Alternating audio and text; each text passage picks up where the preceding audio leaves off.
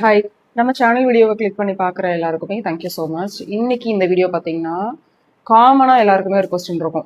எனக்கு வந்து ஏமாத்திட்டாங்க, என்ன வந்து துரோகம் பண்ணிட்டாங்க, அவங்கெல்லாம் வந்துட்டு நிம்மதியாக இருக்காங்க, ஹாப்பியாக இருக்காங்க. பட் வந்து எனக்கு வந்து அவங்கள மன்னிக்க முடியல, அவங்கள பற்றி திங்க் பண்ணாலே வந்துட்டு எனக்கு ரொம்ப நெகட்டிவ் ஆகுது. இதுலேருந்து எப்படி வெளில வர்றது? அண்ட் வந்து மனுஷனாக இருக்கும்பொழுது அவன் நல்லா இருக்கான், என்ன ஏமாத்தினவன், பட் நான் இன்னும் கஷ்டப்பட்டுட்டு இருக்கேன் அப்படிங்கிற அந்த காமனான கொஸ்டின்ஸ் இருக்கும் இல்லையா? ஸோ இங்கே என்ன முக்கியமான விஷயம்னா, நம்மளை ஏமாத்தினவங்க, துரோகம் பண்ணவங்க இவங்க தான் அப்படின்னு நமக்கு தெரிஞ்சா கூட அது எந்த வகையிலையுமே நம்மளை அதை அஃபெக்டே பண்ணக்கூடாது. அவங்கள நம்ம திங்க் பண்ணும்போது ரொம்பவே நார்மலான ஒரு மைண்ட் செட்டில் தான் நம்ம இருக்கணும். இதுக்கு என்ன பண்ணுறது? இது முதல்ல வந்து நடக்குமா? இப்படி இப்போ நான் சொன்ன விஷயம் வந்து எல்லாராலையுமே வந்துட்டு அதை அக்செப்ட் பண்ணிக்க முடியுமா? அதுக்கு வாய்ப்பு இருக்கா? அப்படின்ற மாதிரி சில விஷயங்களை நம்ம இன்னைக்கு வீடியோவில் டிஸ்கஸ் பண்ணலாம். கண்டிப்பாக வந்து இது முடியும்.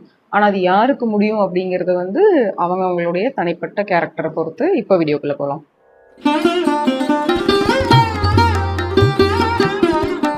வாழ்க்கையில் உண்மையாகவே ஒரு சேஞ்ச் வேணும், எனக்கு வந்துட்டு என் லைஃப் வந்து இப்படியே இருக்கிறது எனக்கு பிடிக்கல, நான் எங்கேயாவது ஒரு இடத்துல வந்து நான் மாறணுங்க அப்படின்னு நீங்கள் உண்மையாக நினைக்கிறீங்கன்னா, அந்த ஒரு நினப்பு ரொம்பவே ஹானஸ்டாகவும் ஜென்யூனாகவும் இருக்குது அப்படின்னா இப்போ நான் சொல்கிறத வந்து உங்களால் கனெக்ட் பண்ணிக்க முடியும். சரிங்களா? இப்போ வந்து நீங்கள் ஸ்பிரிச்சுவலாக இருங்க, ஸ்பிரிச்சுவலாக இல்லாமல் போங்க.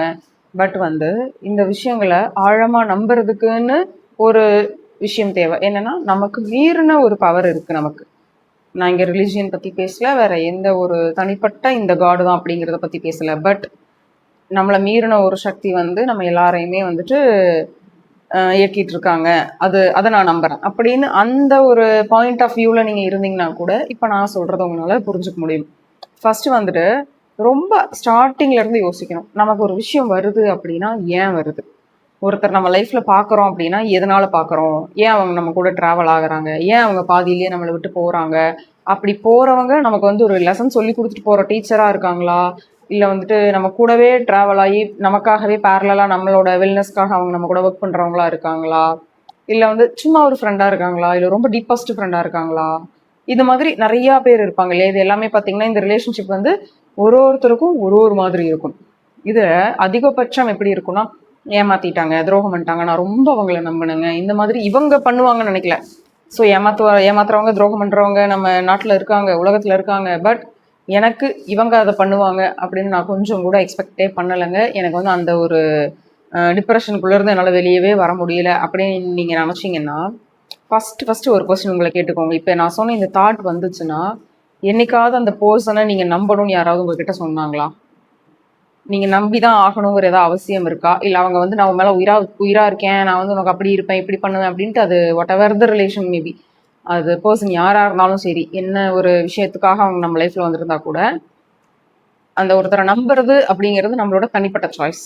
யாருமே நம்மளை ஃபோர்ஸ் பண்ண கிடையாது. இவங்களை நீ நம்பு, இவங்களை நம்பி நீ லைஃப்பில் வந்து அடுத்தடுத்த கட்டத்துக்கு போ, இவங்க கூட நீ ட்ராவல் ஆக அப்படின்னு வெளியிலேருந்து யாருமே நமக்கு சொல்லலை. ஒரு விஷயத்து மேலே இல்லை ஒருத்தர் மேலே நமக்கு ரொம்ப நம்பிக்கை வந்துருச்சு அப்படின்னா, நம்ம வந்து அந்த இடத்துல ஒரு எமோஷனல் பேரிகேட்லாம் வைக்க முடியாது. இந்த லிமிட்டில் தான் இவங்களோட நம்ம பழகணும், இவ்வளோதான் இவங்கள்ட்ட பேசணும், இதுக்கு மேலே நம்ம பேசக்கூடாது அப்படின்னு ஒரு லிமிட் செட் பண்ண முடியாது. யார்கிட்ட நம்ம ரொம்ப ரொம்ப நம்புகிற ஒரு பர்சன் கிட்ட அப்படி இருக்க முடியாது. ப்ராக்டிக்கலாக அது பாசிபிளும் கிடையாது. ஸோ அப்போ என்ன பண்ணலாம்? அப்போ எல்லாரும் சொல்கிறாங்களா, எக்ஸ்பெக்டேஷன் வைக்காதீங்க, ஒரு யாராக இருந்தாலுமே வந்துட்டு அந்த எக்ஸ்பெக்டேஷன் கம்மி பண்ணுங்க அப்படின்றாங்க. பட் அது ஒர்க் அவுட் ஆகுமான்னு கேட்டால் கண்டிப்பாக வந்துட்டு ஒர்க் அவுட் ஆகாது. பட் என்ன யோசிக்கலாம்னா, இந்த உலகத்தில் இருக்க யாருமே உங்களுக்காக, உங்கள் நல்லதுக்காக, உங்கள் லைஃப்பில் நீங்கள் ஹாப்பியாக இருக்கணும் அப்படின்னு யாராவது இந்த பூமியில் பறந்துருக்காங்களா அப்படின்னு யோசிங்க. அதுதான் ரொம்ப மெயின்.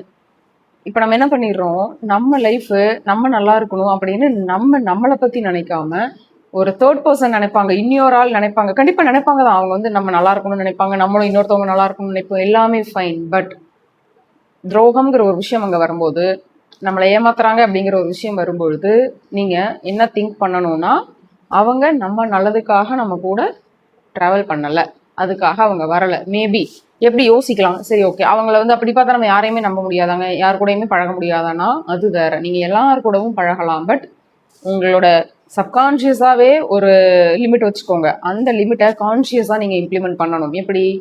நல்லா பழகுங்க, என்னெல்லாம் பண்ணுங்கள், உங்களுக்கு தேவையான விஷயங்களை ஷேர் பண்ணுங்கள், ஹெல்ப் எடுத்துக்கோங்க, நீங்கள் ஹெல்ப் பண்ணுங்கள், நல்ல சூப்பர் பாண்டிங்கில் இருங்க. பட் ஏதாவது ஒரு சுச்சுவேஷனில் ஏதாவது நம்ம நினைக்கிறதுக்கு ஆப்போசிட்டாக போச்சுன்னா அவங்கள நாம ஜட்ஜ் பண்ணக்கூடாது.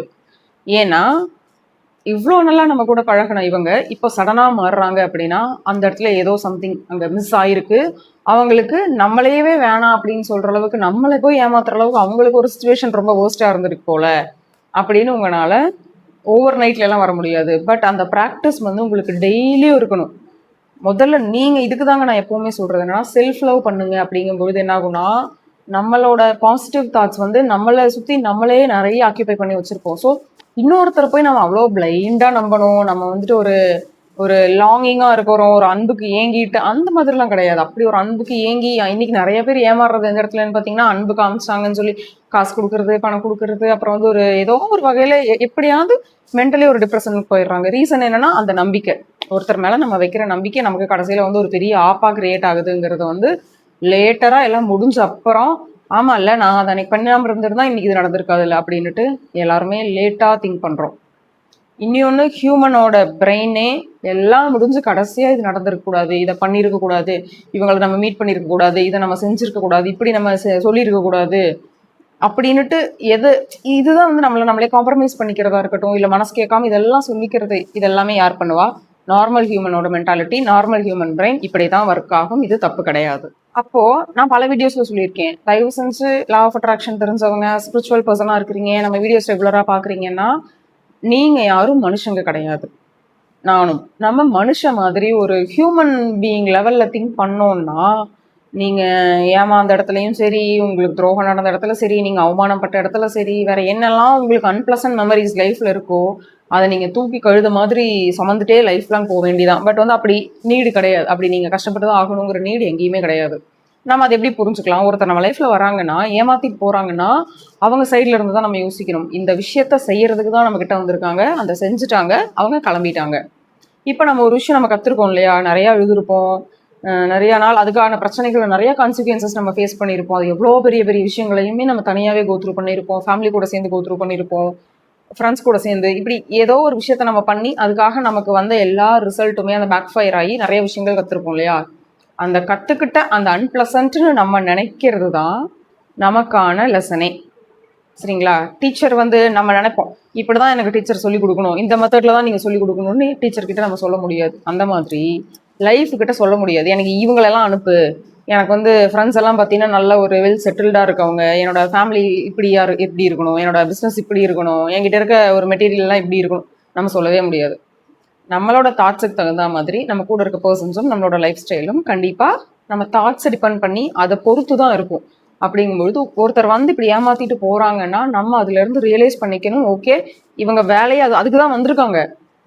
நீங்களா தான் நம்புனீங்க, நீங்களா எமோஷனலா பாண்டு வச்சிங்க, நீங்களா ஓவர் அட்டாச் ஆனீங்கிறது எல்லாமே அதெல்லாம் உங்க பார்ட். ஆல்ரெடி நான் சொன்ன மாதிரி அதெல்லாம் ஹியூமன் திங்கிங்.